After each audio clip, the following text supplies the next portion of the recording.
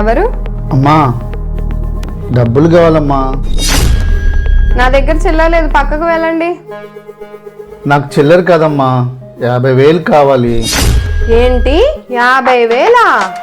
ఎవరు నువ్వు, ఎక్కడి నుంచి వచ్చావు?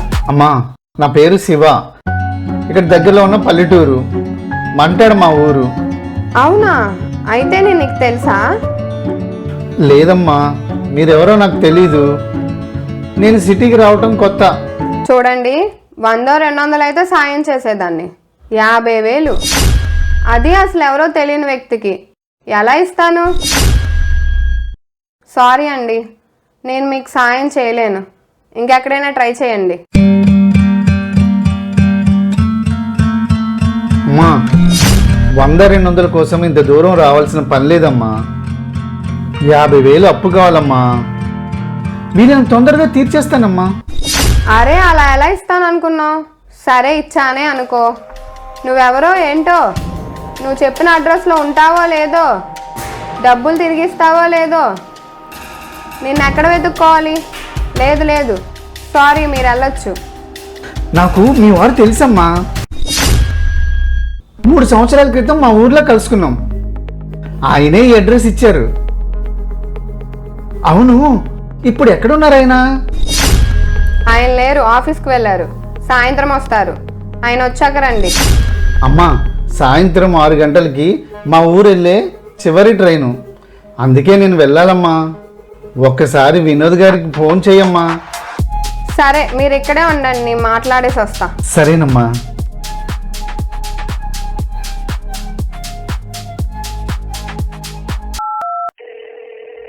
వినోద్, చెప్పరా. ఎవడో ఒకడు వచ్చాడు, అడుక్కునే వాళ్ళ ఉన్నాడు. నువ్వు వాడికి తెలుసంట. మీ ఇద్దరు ఏదో మంటాడా ఊళ్ళో కలిసారంట. డబ్బులు కావాలి అని అడుగుతున్నాడు. అది కూడా 50,000 అడుగుతున్నాడు. సరే కూర్చోబెట్టి మంచి నువ్వు ఈ లోపల నేను వస్తా. లోపలికి రండి.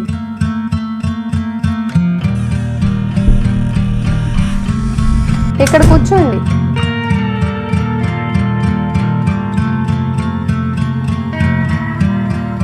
మంచినీళ్ళు తీసుకోండి.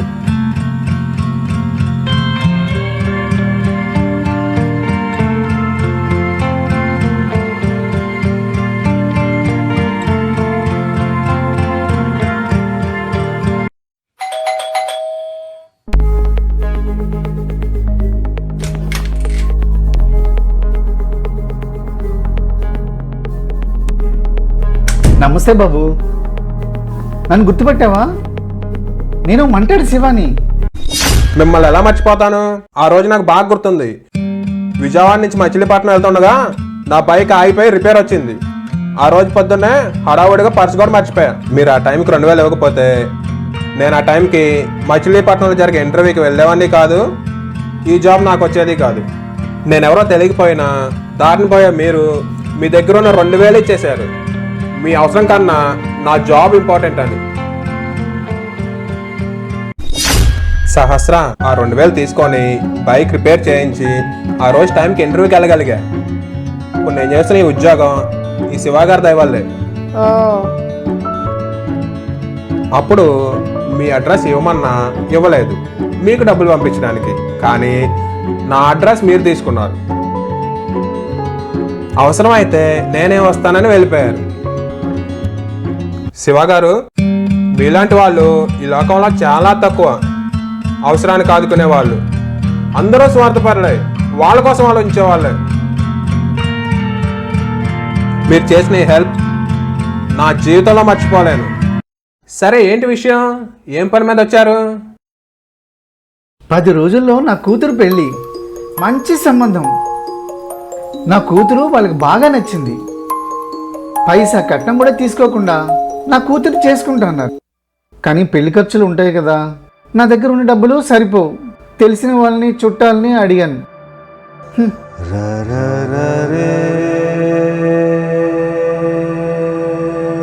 సమయానికి అందరూ లేవన్నారు.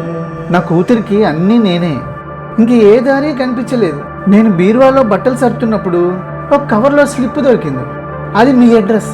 అది చూసాక మీరు గుర్తొచ్చారు. అసలు రాకూడదు అనుకున్నాను, కానీ అవసరం. ఏదో చిన్న ఆశ, అందుకే అడ్రస్ వెతుక్కుంటూ మీ దగ్గరికి వచ్చాను. బాబు, చాలా మంచి సంబంధం.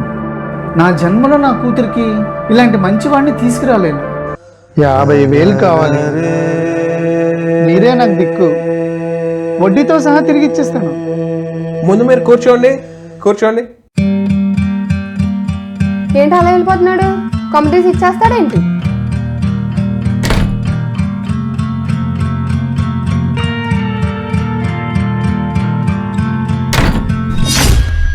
వినోద్, నీకేమైనా పిచ్చా? అంత అవసరమా అతనికి 50,000 ఇవ్వడం? అప్పుడేదో 3 సంవత్సరాల క్రితం హెల్ప్ చేస్తే నీకు 2,000 హెల్ప్ చేశాడు. నువ్వు 5,000 ఇచ్చి పంపించే, అంతేగాని ఏంటిది? శాస్త్ర, ఆ టైంలో ఆ 2,000 ఆయనకి చాలా ఇంపార్టెంట్. అయినా తన అవసరం కన్నా నా అవసరం చాలా ముఖ్యమని నాకు హెల్ప్ చేశాడు. నాకు తన రుణం తెచ్చుకునే రోజు వచ్చింది. తప్ప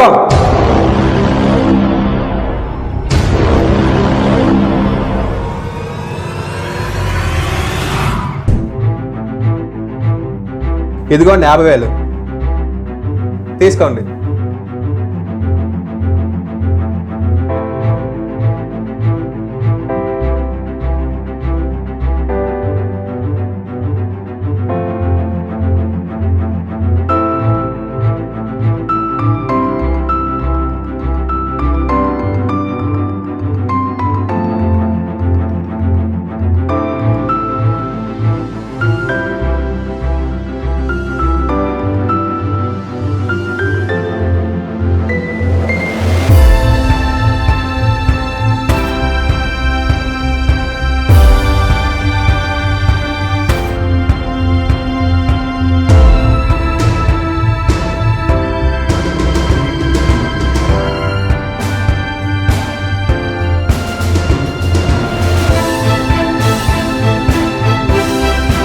ఈ 50,000 నా తరపున నా చెల్లి పెళ్ళికి ఈ అన్న ఇస్తున్న గిఫ్ట్.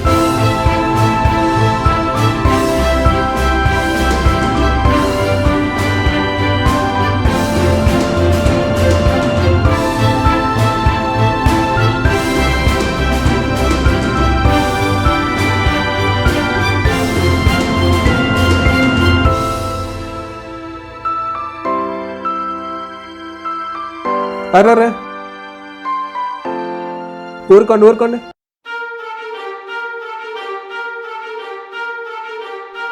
మీ దగ్గర ఉన్న డబ్బులు మొత్తం ఇచ్చేశారు, ఏమీ ఆశించకుండా. మీరు అప్పుడు హెల్ప్ చేయకపోతే ఇంత మంచి ఉద్యోగం, మంచి స్థాయి, మంచి హోదా నాకు వచ్చుండేవి కాదేమో. నేనే మీకు థ్యాంక్స్ చెప్పాలి.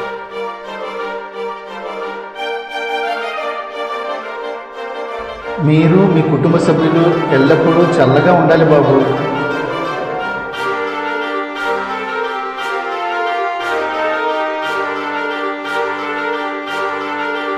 ఉంటాను బాబు.